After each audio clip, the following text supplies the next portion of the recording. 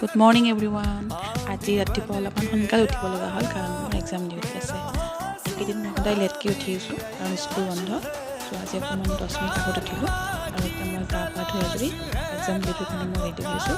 আৰু এই কাণফুলিযোৰ মোক চিম্পি দিছিলে, মাজতে হেৰাই গৈছিল আৰু আজি বিচাৰি পাই পিন্ধিলোঁ। মই যিহেতু 16 আৱাৰ ফাষ্টিং আছোঁ আৰু মোৰ ব্ৰেকফাষ্ট টাইমটো এতিয়া 11টা বজাত।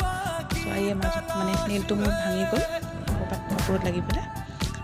মই এতিয়া ৰেডি হৈ আছোঁ, পানী ল'লোঁ আৰু এতিয়া পেন মই সদায় পকেটতে ৰাখোঁ কাৰণ বেগত থৈ দিলে বিচাৰি নাপাওঁ কেতিয়াবা। চ' সেইকাৰণে মই পকেটত ৰাখিছোঁ। আৰু এতিয়া মই অটোৰ কাৰণে ৰখি আছোঁ। স্কুটি লৈ যাব আজি মোৰ মন নাই, কেতিয়াবা আৰামত যাব মন যায়, সেইকাৰণে স্কুটি আজি লৈ যোৱা নাই। আৰু যেতিয়া অটোত ঠেকেচা কৰিলোঁ তেতিয়া মই ভাবিলোঁ যে স্কুটিখন আনাই ভাল আছিল। আৰু এতিয়া মই স্কুলত আহি পালোঁ আৰু ইয়াত ভিডিঅ' বনাবলৈ সম্ভৱ নহয় কাৰণ সময়তকৈ অকণমান আগত আহি পালোঁ। আৰু এতিয়া এক্সাম শেষ, ঘৰলৈ আহি আছোঁ। নাও বাই।